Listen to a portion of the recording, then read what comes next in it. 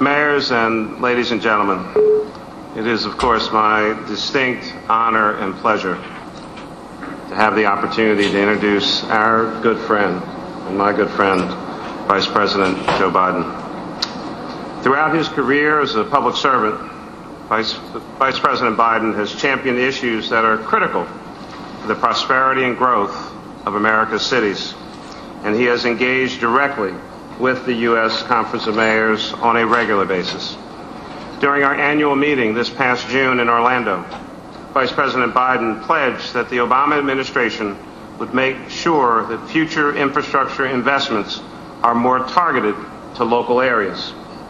In November of last year, the Vice President hosted our leadership in the White House to discuss the fiscal cliff and the concerns of mayors regarding both investment programs and tax-exempt financing. Whenever there is a major issue that demands attention, again and again and again, Vice President Joe Biden has shown the leadership and courage needed to help move our nation in the right direction. And that is why I was certainly very heartened when President Obama asked Vice President Biden to lead a special task force to develop responses to the tragedy at not only Sandy Hook Elementary School, but the daily tragedies we see all across America. The nation's mayors and Vice President Biden have stood together for many, many years in support of public safety. After all, it was then Senator Joe Biden who championed the crime bill, which established the COPS program and included the ban on assault weapons and large-capacity magazines, which Congress unfortunately allowed to expire.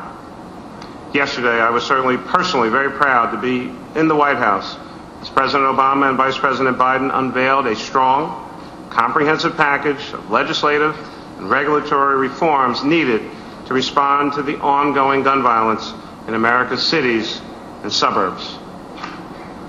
Every day, America's mayors see the carnage caused by illegal guns and assault weapons that have no place on our nation's streets. Working with President Obama, Vice President Biden, and the Congress, we will make sure that the changes that are needed to protect our children are made. Ladies and gentlemen of the U.S. Conference of Mayors, please join me in welcoming back our great friend, Vice President Joe Biden.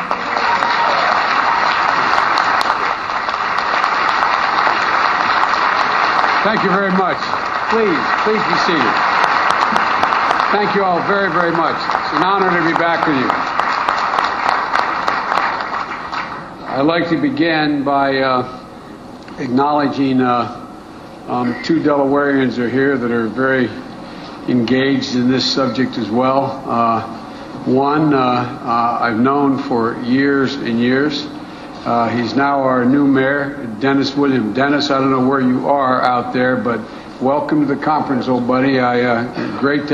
Great to have you. And Dennis and I go back to the days when we were writing the crime bill, when Dennis was a police officer in the city of Wilmington. And I also, the chief law enforcement of Delaware is here, who I've known even longer. We share the same last name. The Attorney General of the state of Delaware, my son Bo.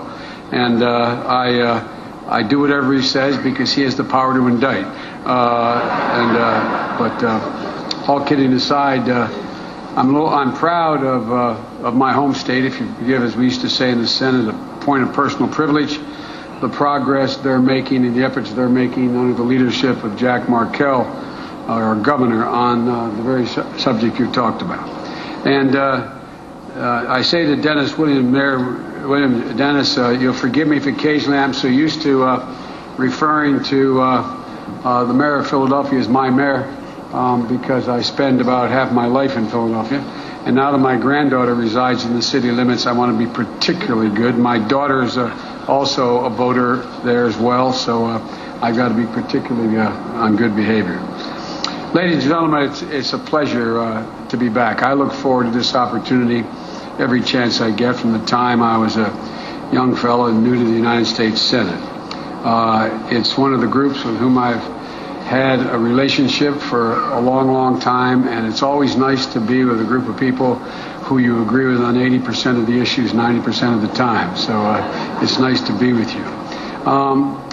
I know you've come to talk about a broad range of very important, challenging issues that are facing each of your cities and towns.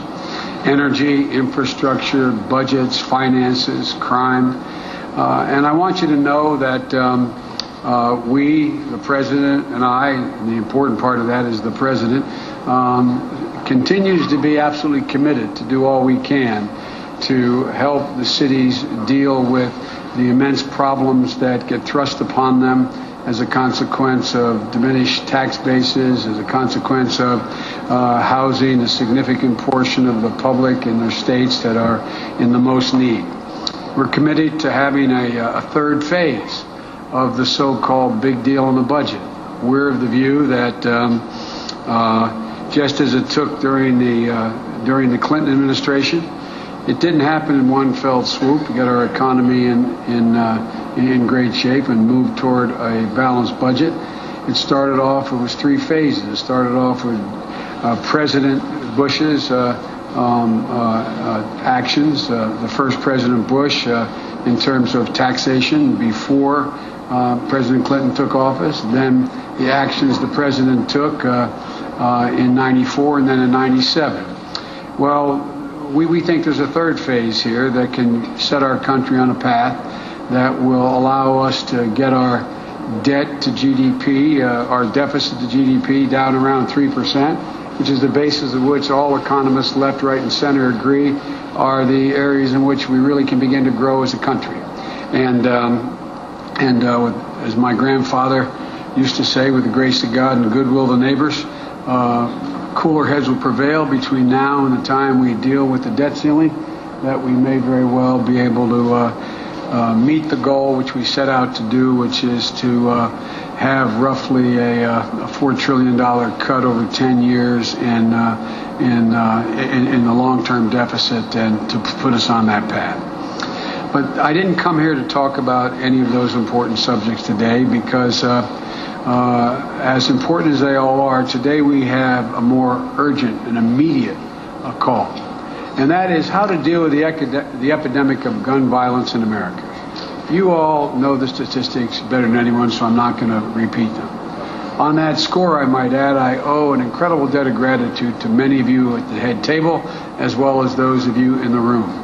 I know we don't have absolute unanimity in this ballroom, nor do we in any ballroom. But we all know, everyone acknowledges, we have to do something. We have to act. And I hope we all agree there's a need to respond to the carnage on our streets and in our schools. I hope we all agree that mass shootings like the ones that we witnessed in Newtown 34 days ago cannot continue to be tolerated.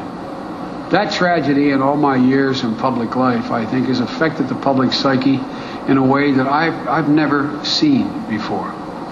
The image of first graders not only shot, but riddled with bullets. Parents in the streets panicking, trying to find out if the child they put on the bus in the morning had any prospect of getting back on that bus and going home that afternoon. For 20 of those parents, the answer was no.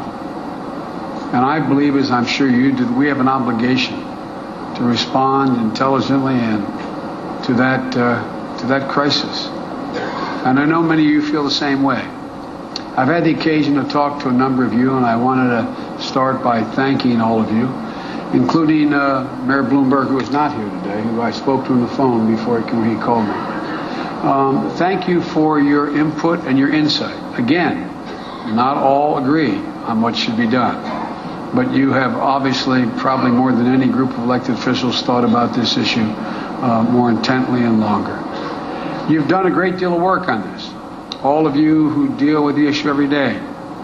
I'm not going to ask for a show of hands, but I'll bet if I did, an awful lot of people put their hands up in this room. If I were to say, how many of you mayors have had to attend a funeral of a police officer or an innocent child in a drive-by shooting, or a shop owner in your city? Many of you have had to attend, and some of you, too many such funerals. Some of you represent communities that experience mass shootings, not just in schools, but in movie theaters and in temples. And it's not unique to big cities or urban areas, as we now know. It was pure coincidence. I happened to be turned out to be a quarter of a mile back in 2006 at an outing when I heard gunshots in the woods that we didn't know where we thought they were hunters. As I got back to the clubhouse of this outing and saw helicopters, it was a shooting that had just taken place in a small Amish school just outside of Lancaster, Pennsylvania. So it's not just big cities or well-to-do suburbs. A small Amish school just outside of Lancaster, Pennsylvania. So it's not just big cities or well-to-do suburbs. It can happen anywhere. But I also know that it's not just about mass shootings. As my friend Michael knows, and as my Mayor Dennis William knows in Wilmington, the murder rates in both of our towns are well beyond, and in some of yours, well beyond what's remotely tolerable for a civilized circumstance. It isn't just about mass shootings, it's about circumstance. It isn't just about mass shootings, it's about gun violence of all kinds. Think of it this way.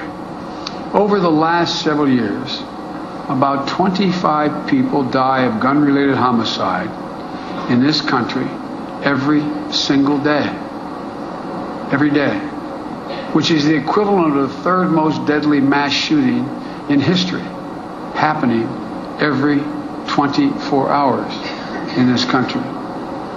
As much as we intend on making schools the focus, making them more secure, as Mayor, I know the Rahm is here, but as Mayor Emanuel of Chicago said, the truth is, most schools are safe.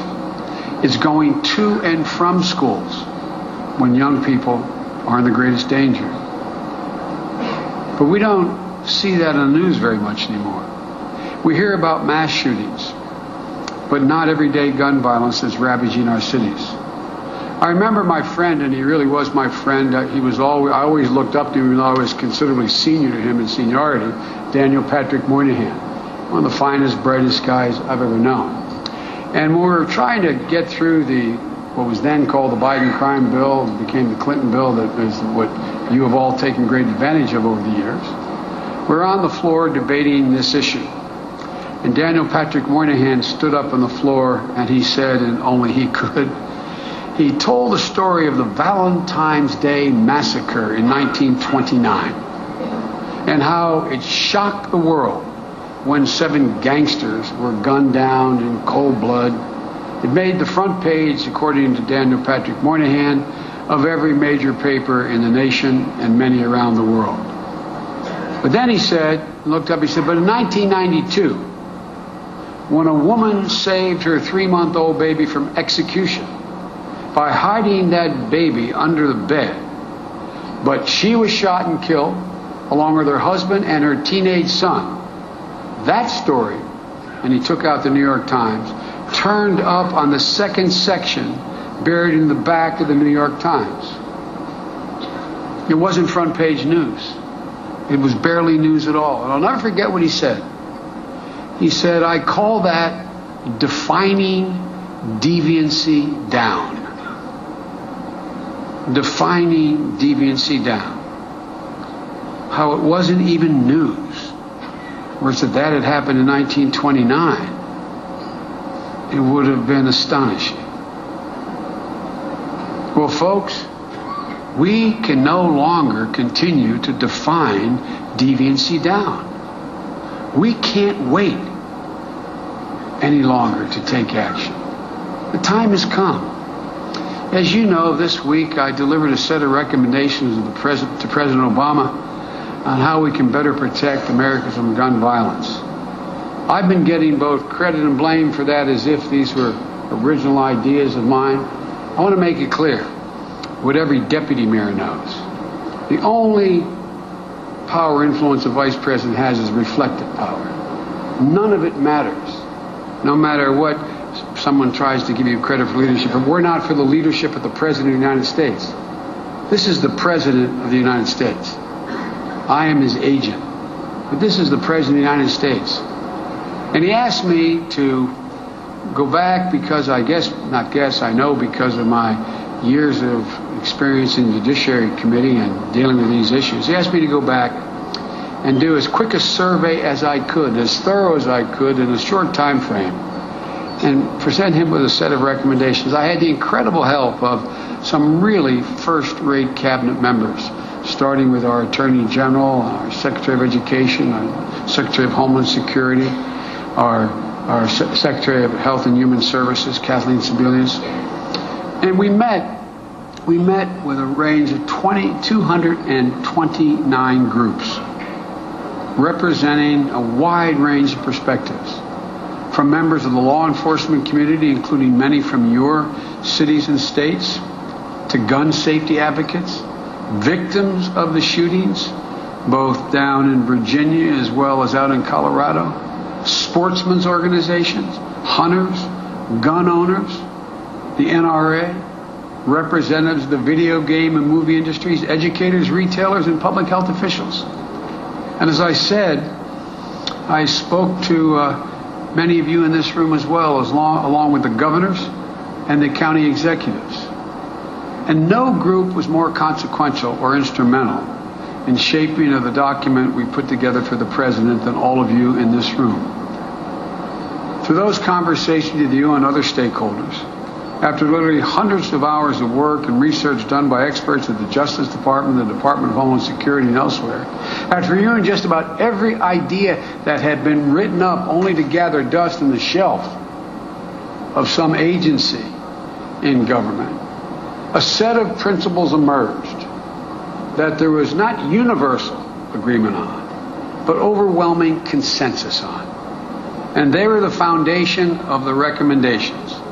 If you'll permit me about another 10 to 12 minutes, I want to lay out to you what they are from the perspective of the President and me.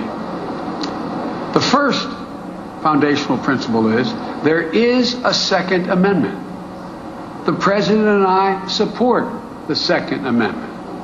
And it comes with the right of law-abiding, responsible citizens to own guns, use it for their protection as well as for recreation. The second foundational principle: certain people in society should not and legally can be disqualified from being able to own a gun because they are unstable or they are dangerous. They are not the citizens that, in fact, the vast majority of gun owners comprise. 3, we should make common sense judgments about keeping dangerous weapons off our streets, clearly within the purview of the government, at the same time recognizing, honoring, and being compliant with the Second Amendment. And 4, this isn't just about guns.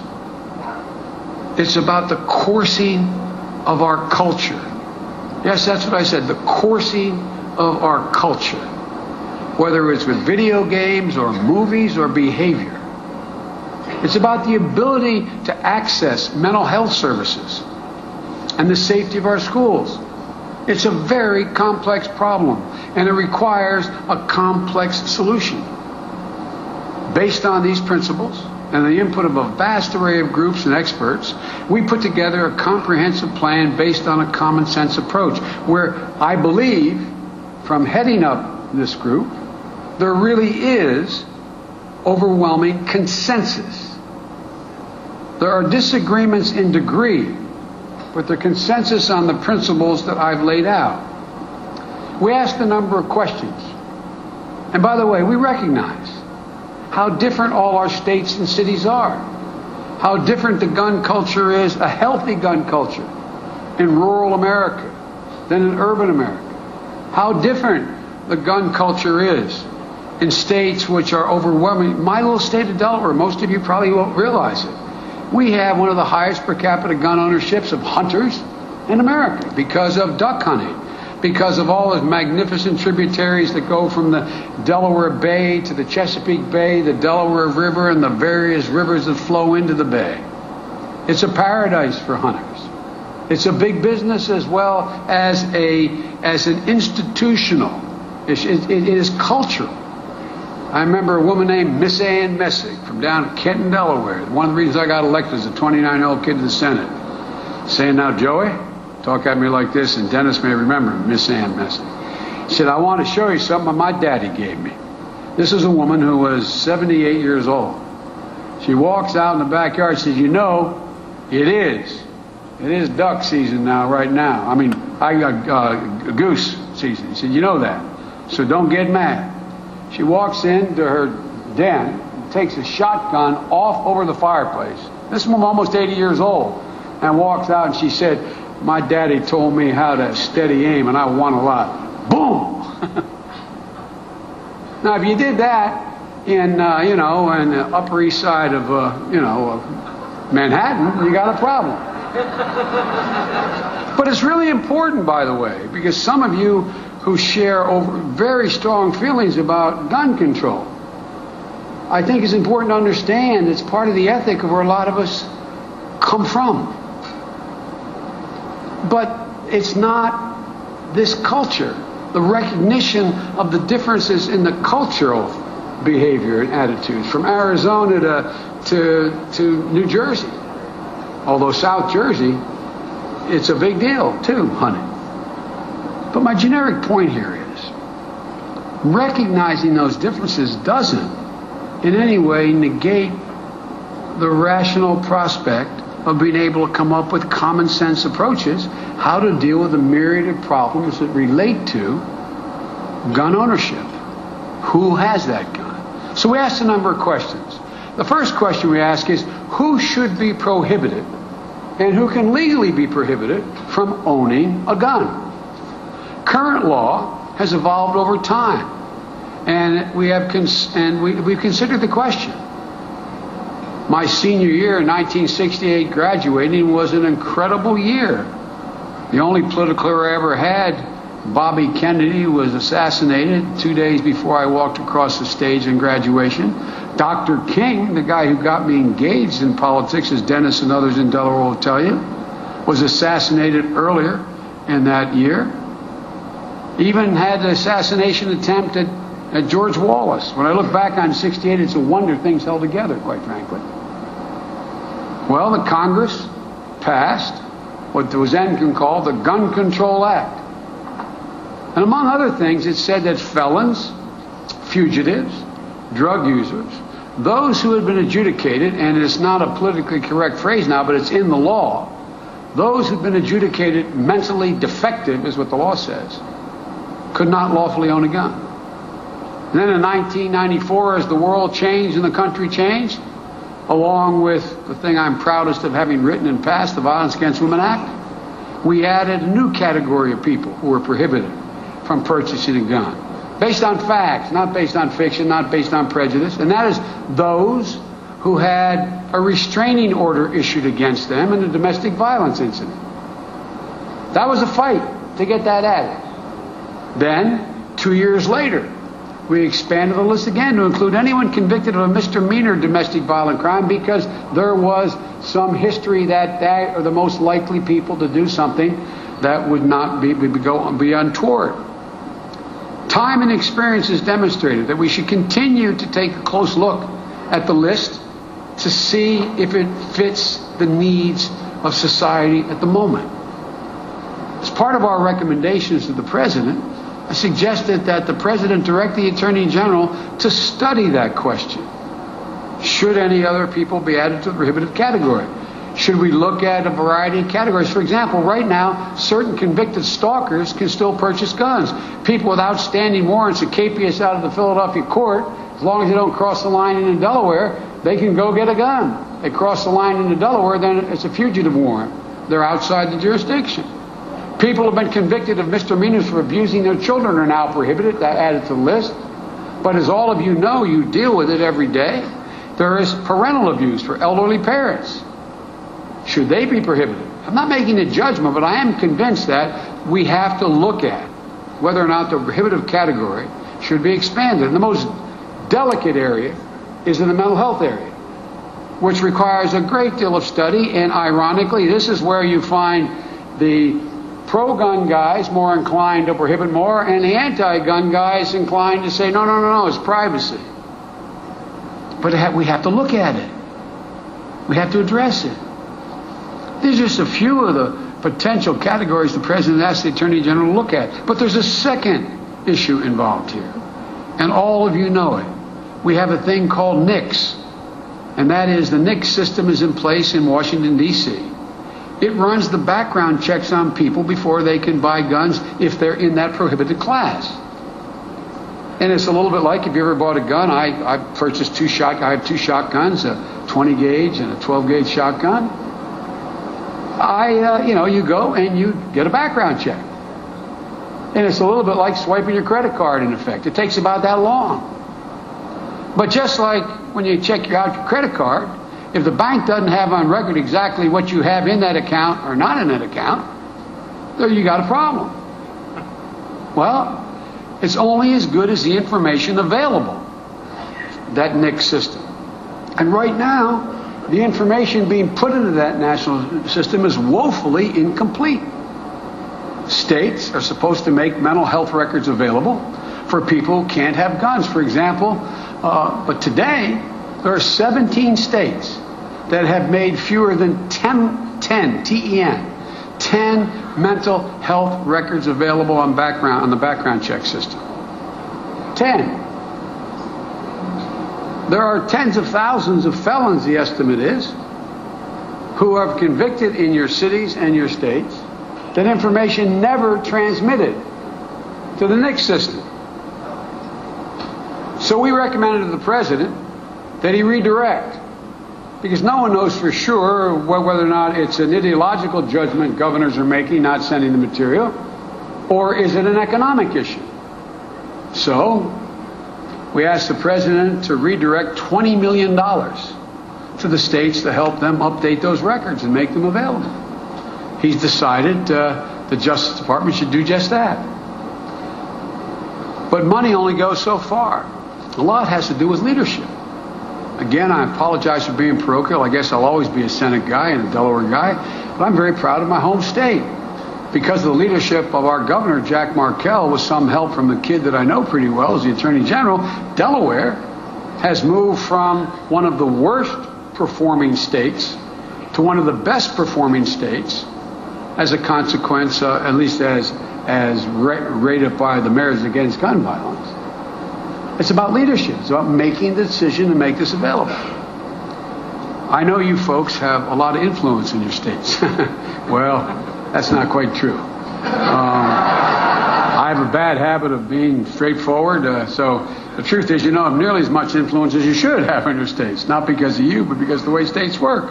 But all kidding aside, I would ask you to continue to push your legislators, push the governors to make these records available. And again, I'm not suggesting there's any nefarious reason why it's not being done, but it's not done. It's not done.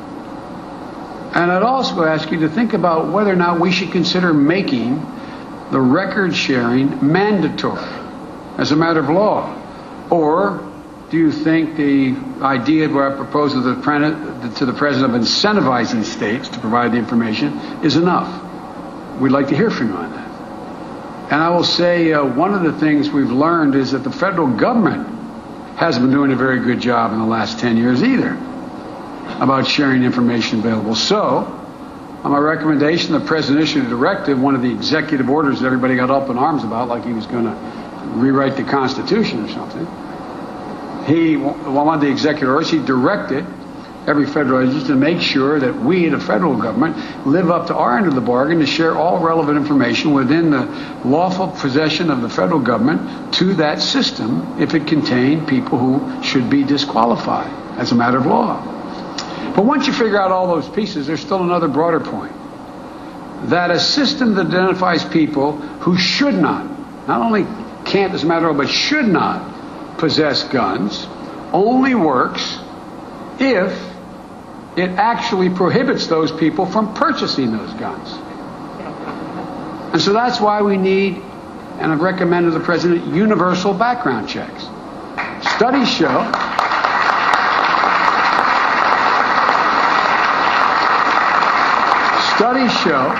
that up to 40% of the people, and there's no, let me be honest with you again, which I'll get to in a minute, but because of the lack of the ability of federal agencies to be able to even keep records, we can't say with absolute certainty what I'm about to say is correct.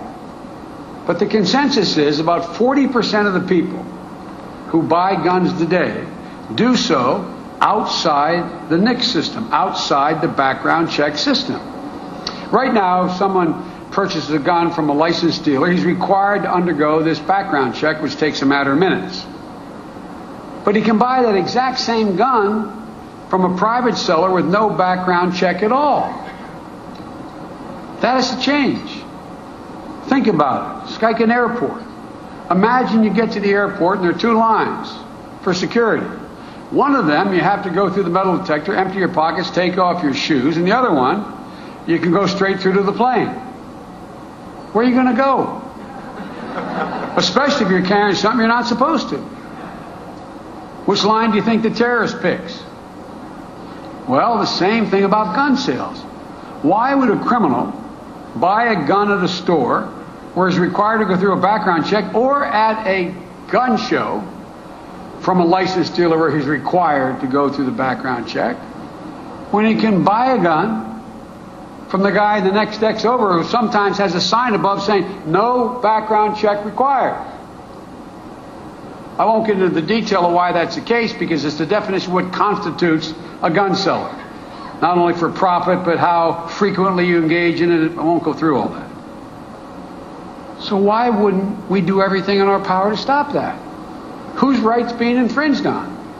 The lawful citizen, the guy who has nothing to hide, or woman has nothing to hide, he goes through the system.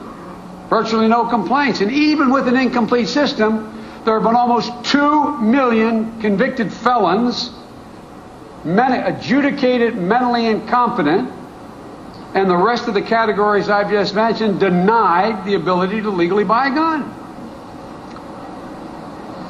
So it makes no sense to me, especially since when I wrote the original assault weapons ban, there was a 12-day waiting period, then a 6-day waiting period, and then the NRA said something that I agreed with. They said, look, we won't object if you can do this quickly. So we invested a lot of time and money and effort in setting up this system. And by the way, I want to sell you my 12-gauge shotgun, which hadn't been used much lately. I want to sell you my shotgun, Mr. Mayor, in my home. It's not a big deal for you and I to say, look, we got to take another 20 minutes to go to Dick's Sporting Goods here, and they'll run the check for us. We pay them $10 to $12, and the check's done. It is an inconvenience, but it's not an inconvenience relative to the potential hole it may plug in the system. And we can make exceptions. If I want to leave my guns to my son, Bo, who knows how to use them better than I, he's a better shot than I am. That's because he's a major in the Army, I guess. But my son Hunter's better too. Well, we may be able to write exceptions into handing down guns or giving guns to family members that your own gun.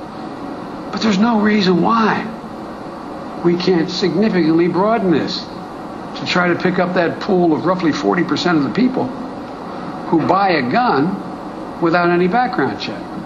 The third question we ask is, what kinds of guns should be kept off our streets? Now, some purists in either end will say, wait a minute, you can take any gun you want off the street. Not true, in my view, under the Second Amendment. And others will say, you have no right to take anything off the street. Because, as Jefferson said, the tree of liberty is watered with the blood of patriots. A little out of context, but you hear it all the time. Well, guess what? No one doubts you're able to tell someone, even if you're a billionaire, you can't go buy an M1 tank with ordnance. You're not. I'm being deadly earnest. You know, you can't have a flamethrower. You can go. So it's been established. There is the ability to have legitimate limitations on the type of weapon that can be purchased. Toward that end, we looked at two issues. the definition of assault weapon, and high-capacity magazines. And the president believes, I was going to say President it's relevant what he believes, the president believes that there should be, and I agree with him, new and stronger assault weapons ban. And I know as well as anyone, having written the first assault weapons ban, that the industry will do whatever it can to get around it. And they'll figure out a way. We can define the stock, the scope, we can do a lot of things, but it can get around it. But I also know we have to try, or believe we have to try. But what I also know is that assault rifles aren't the only kind of gun that can accommodate a high-capacity magazine. Some of you are deer hunters, bear hunters, big game hunters. I'm not being facetious, I'm being literal. And you know, most of the weapons used, rifles used in that endeavor, can take clips that can accommodate 30, 40, 50. You don't, but they can accommodate.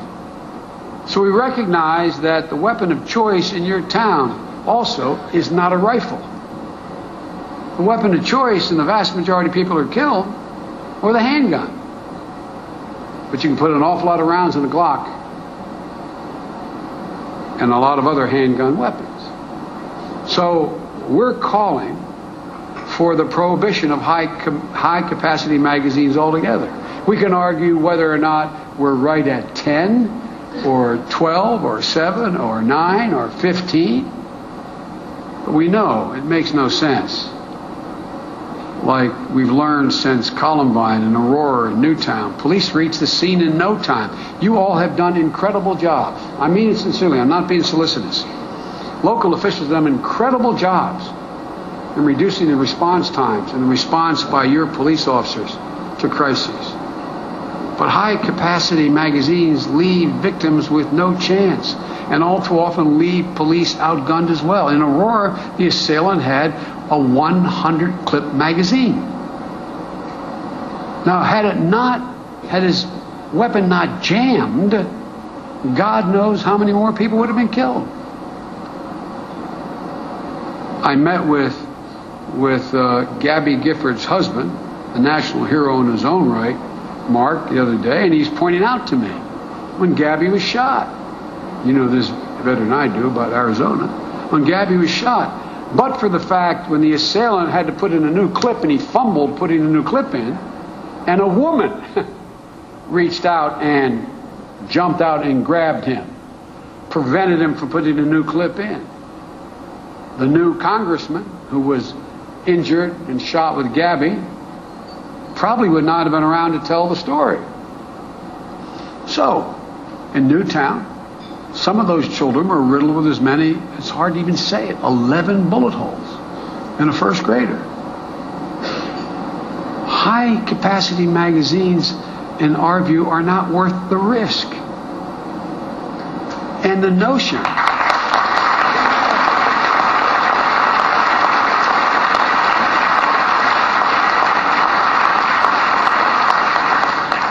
high-capacity magazines don't have a practical sporting purpose or hunting purpose. As one hunter told me, if you got 12 rounds, it means you've already missed the deer 11 times. You should pack the sucker in at that point. You don't deserve to have a gun, period, if you're that bad. But seriously, think about it. Now, you'll hear, those of you who will agree with me, say, be prepared to say, well, look, for sporting at gun ranges, it makes sense. Well, I don't know why we can't say that you know, those weapons should be kept at the range, if that's what they're for. I mean, decide, not pass a law, but make that judgment independently without in any way impacting on your sporting enjoyment. The next question we ask is, how do we make our streets and schools safer?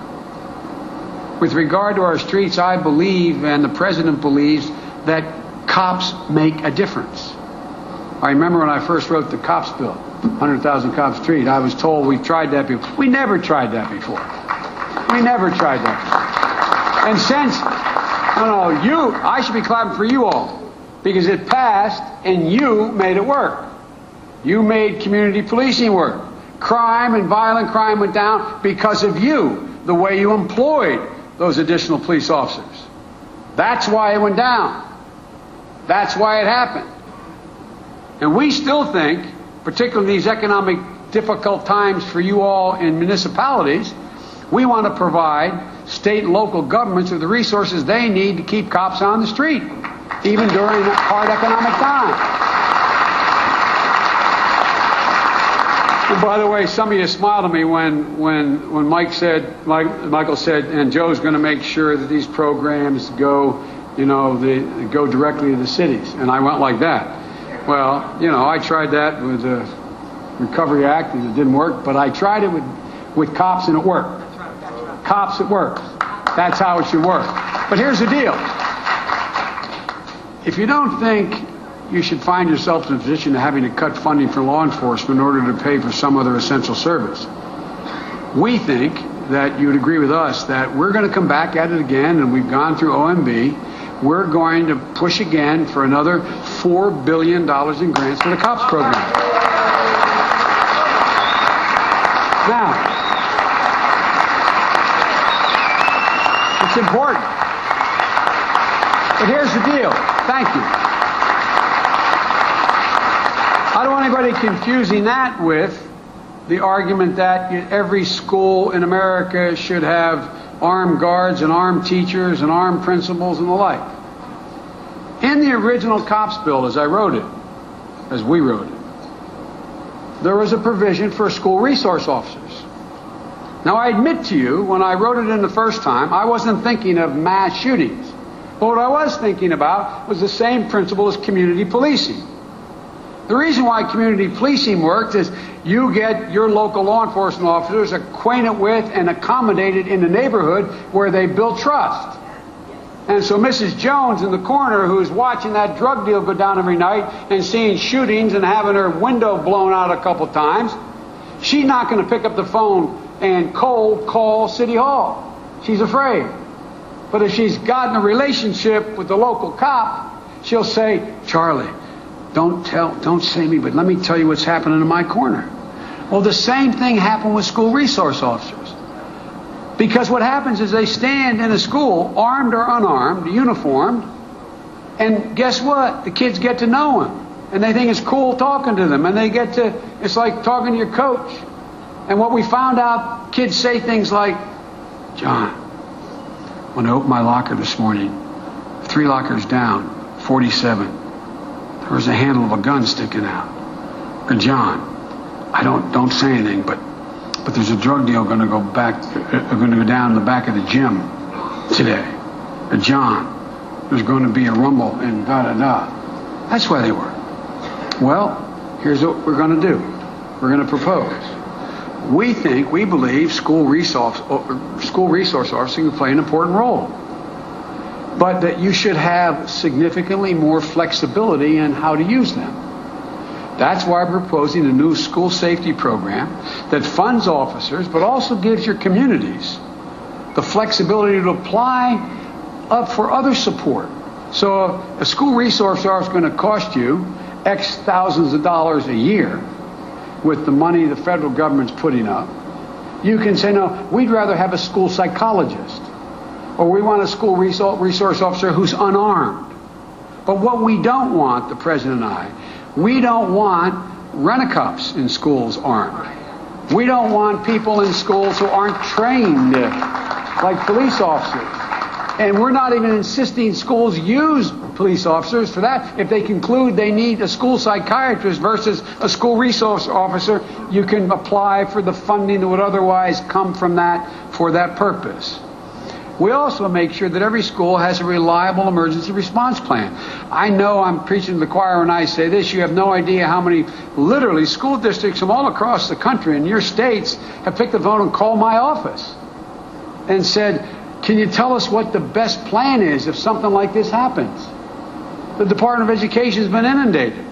So one of the few things that the federal government historically can do well, since we have more resources, is figure out what best practices are. By going all around the country, taking the information we have from you all, deciding what best practices are, and saying when, and then going out and saying, look, Congress has funded the creation of these plans. School districts who want to take advantage of them, here they are. Here's what we found worked in rural areas, urban areas, whatever. But we're asking the Congress to fund safety implementation programs. The next question that we asked was, how can we improve access to mental health services so that people get the help they need before it's too late? We looked at the circumstances when people age out of Medicaid. You know what's happens in your cities. You got these kids get on mental health services. All of a sudden they age out and there's nothing there. There's nothing they can do. The social worker, or a social worker like my daughter, who when she worked for the state, now she works for a nonprofit. But all of a sudden, Dad, what are we going to do? This kid still needs help. He's aged out. Well, we're calling on Congress to help those who deal with children every day to look for the warning signs that refer kids to treatment.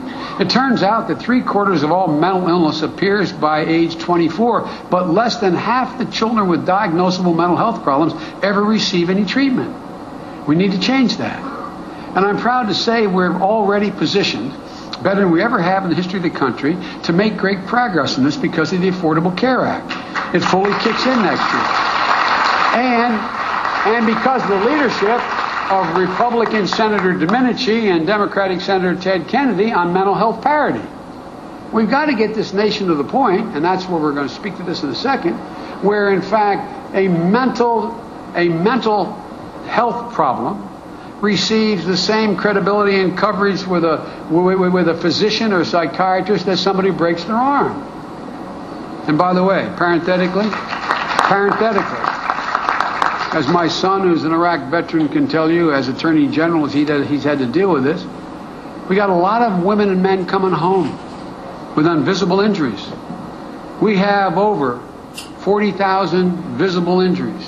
Over 19,000 are going to require help the rest of their lives. My wife and I spent all last night at Walter Reed meeting with the only good news is the number of amputees that are on the floor now is down. Spending the whole night with these kids who are double amputees, some triple amputees. But there's another category of people. We don't know the number, but we know it's significant, with traumatic brain injury, the invisible disease, the invisible one, with post-traumatic stress. Bo would be mad at me if I gave an example of a case he has to deal with because I don't know, but there's a lot of veterans coming home, having trouble. Suicide rate is astounding. Almost one a day. Almost one a day. Because there's not sufficient mental health capacity in the system. And we're doing everything to go out and hire 78,000 new folks for VA and the like. But the point is, we've got to deal with this. And so the question we asked was, how to do that? And that's going to take more time, but we have concrete answers we'll make available to you, what we think, how to begin this process. And the next question, folks, we asked was, how do you prevent gun trafficking, the bane of the existence of 7 of the biggest cities in America and a lot of other people? And it starts with the obvious proposition, creating a federal trafficking statute for guns. We have one for drugs, but there is no federal trafficking statute. As you all pointed out to us, a substantial percentage of the gun crimes committed in your towns are committed with weapons purchased outside your state or your city. In Illinois, for example, 47% of the guns recovered at crime scenes were purchased outside the state. In New York, it's 68%. The only way to stop this is with the federal trafficking statute. So we recommended to the president that he call on Congress to pass a statute, and he agreed. Some of those guns are bought by straw purchasers, people who pass the required background checks to buy weapons for others. Maybe they give them to a middleman who transport them from Florida to New York or from one state to another, but there isn't an explicit law against straw purchasing. And so straw purchasers and others who traffic in guns are often out of the prosecuted patchwork and paperwork, and the only way you pick them up is to make a paperwork violation. And you know as well as I do how many guns are unaccounted for because they were straw purchased. We need strong federal laws that help us attack the entire trafficking network. And finally, and I know I've taken a long time, but this is something so many of you have spent a lot of time talking to me about, and I wanted to give it to you straight here. We ask, what can we do better about understanding gun violence? As some of you know, when the crime bill I authored in '94 expired including the assault weapons ban in 2004, one of the things we were able to do back then in '94 was write legislation that allowed us to gather a considerable amount of information. The CDC was able to, the Center for Disease Control was able to conduct research on gun violence. So we could figure out some basic things about its causes and its uses. Well, not only did the Congress not review the assault weapons ban in 2004, it also put significant impediments on federal agencies who were doing basic research and explicitly prohibited. CDC, the Center for Disease Control, is prohibited by federal law from doing any research. And there's a whole set of amendments that were added called the Triard Amendments that further constrain the ability to gather data. We need answers to a lot of questions. We need better understanding of the causes. We need longer-term independent studies to determine, for example, not only the impact of guns and how people die and what type of guns and so on and so forth. We need studies, and this is where the entertainment industry doesn't like me at all. We need studies on what are the impacts on young minds of witnessing repetitive violent acts, either in movies or on television or in video games. That's not an indictment of the industry. It's a recognition we have no extensive modern studies on these things. It's worth pointing out, from my conversations with these industries, they seem intent on doing what they can do to help. They've got a rating system, parental controls, and other tools that the vast majority of Americans don't even know. I don't know that you know. If you have Infinity, you can go on, and if your grandchild or child watches those early morning cartoons on Saturday that have excessive violence in them, they're just cartoons, right? You can actually program your television to take out extreme violence, moderate violence, violence. You can do it now. 90% of the parents, I don't think, have any idea of that. So one of the things I said is they should be going on a major advertising campaign to let people know. But quite frankly, we don't have sufficient data. And it seems to me, as an informed society, we need data. So the President signed a directive that allows the CDC to begin gathering that information again. And I think that's a very important step. So let me conclude by saying, once again, thank you.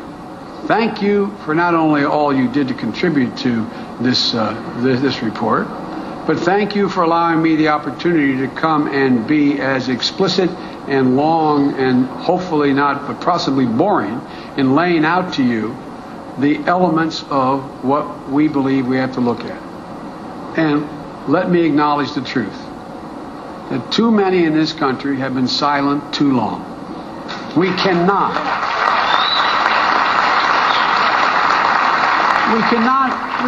be silent any longer. Those 20 beautiful children who lost their lives in Newtown are no longer able to speak for themselves. We have to speak for them. 900 people who lost their lives on the city streets of your cities to gun violence since Newtown 33 days ago, 4 now I guess it is, are not able to speak for themselves. We got to speak for them. Those more than 9,000 lives lost to gun violence in our city each year are no longer able to speak for themselves. Somebody's got to speak for them. And there are some who say the most powerful voice in this debate belongs to the gun lobbies and those who demand the stop to these common sense approaches to save lives. I think they're wrong. This time will not be like times that have come before. Newtown has shocked the nation. The carnage on our streets is no longer able to be ignored. We're going to take this fight to the halls of Congress. We're going to take it beyond that. We're going to take it to the American people. We're going to go around the country making our case, and we're going to let the voices of the American people be heard. And we will be criticized because people say if we're spending that much energy, we're not spending enough energy on immigration. We're not spending enough energy on the fiscal problem. We're not spending... Look, folks, presidents don't get to choose what they deal with. They deal with what is before them and then what they'd like to long term. All these things interrelate. I once asked former Mayor Daley of Chicago, I said back in the early 90s, I said, Mayor, if there's anything I could do for you, what would you do? He said, get rid of the drug problem. It would transform the economy of my city overnight. Well, gun violence falls in a similar category. If we speak for those who we lost, if we speak for our children and our families, if we have the courage to do what we know is the right thing to do, then we'll have the most powerful voice. And you, our citizens, will change the nation. I've been in this fight a long time. I have no illusions about the fight that's in front of us. I have no illusions about distortions that will come from all sides. But I know full well the political obstacles that will be thrown up against us are not impenetrable. I have no illusions about how hard it's going to be. But I know this. We have no choice. We will not be able to look our kids and our grandkids in the eye if we don't use every energy, every bit of energy, every fiber in our being to try to keep them safer. Will not be worthy of the generation that's going to grow up now without those 20 innocent kids and those thousands of people already lost. Will not be able to stop every act of senseless gun violence or any other kind of violence. We know that in the future. But that's no excuse to do nothing. That is not an excuse to do nothing. As the president said, if we can save even one life, it's worth it. I believe together we can save a whole lot more lives than that. And I think we can begin again, not because of guns alone, but I think we can begin an endeavor that stops the coursing of American culture and society. I think we can begin to turn this around. It's not all because of guns. It's a lot of other things. But maybe what happened in Newtown is a call to action about more than just gun violence, about civility in our society. I thank you all. You all are in the front lines. May God bless you, and may God bless the memory of the victims of Newtown and all those others who've fallen as a consequence of this senseless violence. And thank you for your time.